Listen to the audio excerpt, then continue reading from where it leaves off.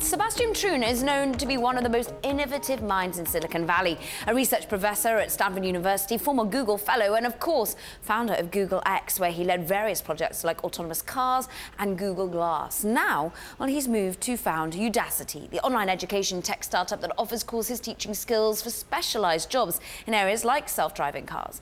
The company just announced 2 new nano degree programs in robotics and digital marketing, along with 19 new hiring partnerships. We caught up with Sebastian Thrun and asked, well, how these new partnerships will help students land jobs at companies like Facebook and Google in the future. We have companies as far ranging from Google X all the way to iRobot and many others. And these are tech companies, these are Silicon Valley type tech companies that really want the latest and best talent. There's a huge gap in the world between the talent that exists today and the talent that companies want. And what Udacity does is it gives every person a chance to upskill themselves and get the right talent so they can find a job.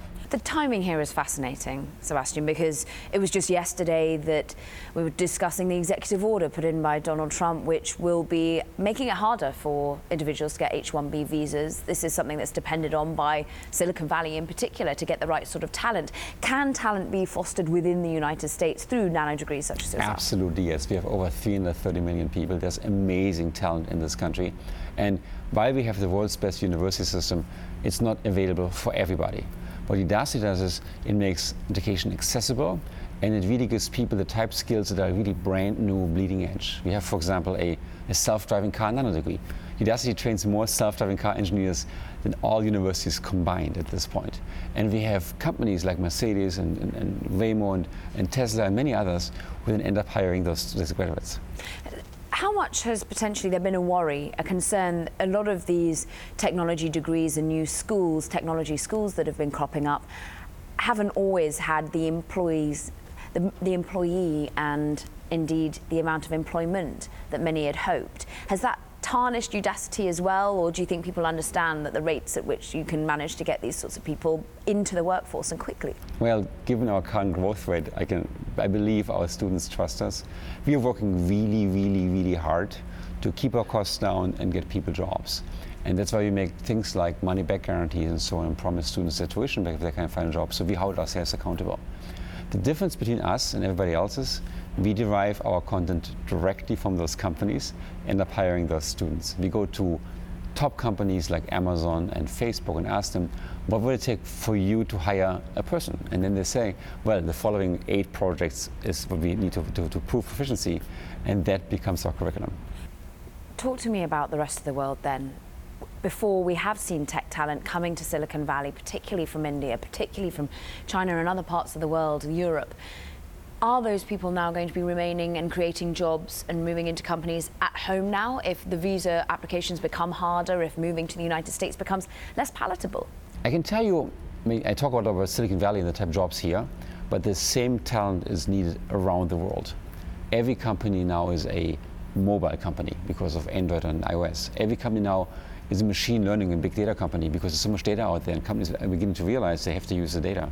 So our students find jobs at Flipkart, at Didi in China, another partner of ours, and many other places. We have, last year we opened, I'm very proud of this, we opened an office in Saudi Arabia.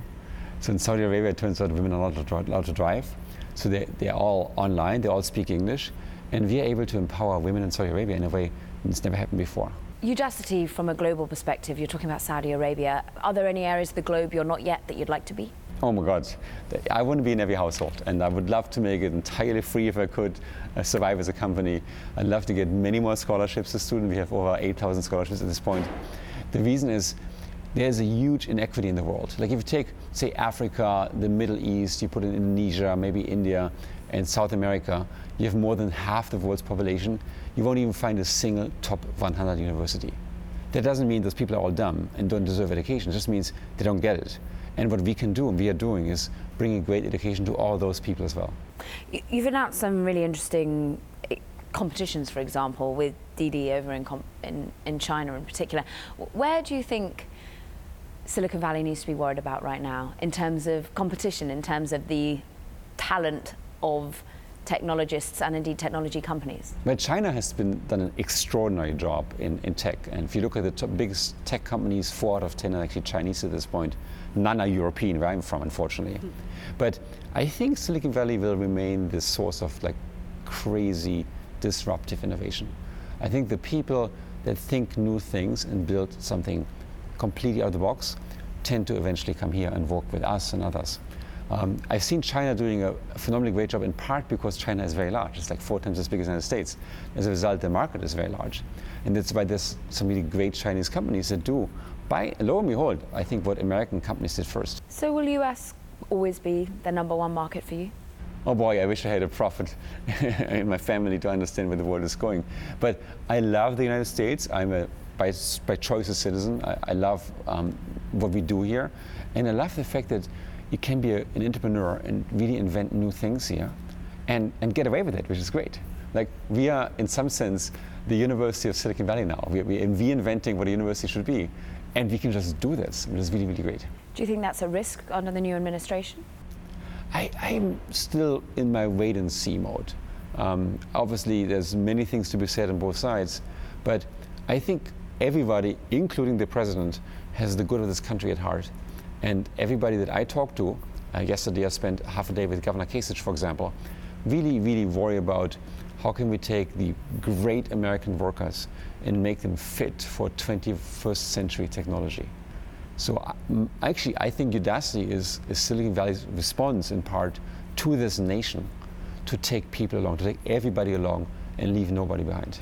Competition can often spark creativity, and we're seeing plenty of competition at the moment between, well, you used to work at the self-driving unit of Google X, which has now spun off to become Waymo, and Uber at the moment. This is very much in the limelight because as we know, Google and Waymo are looking at Uber with a court case.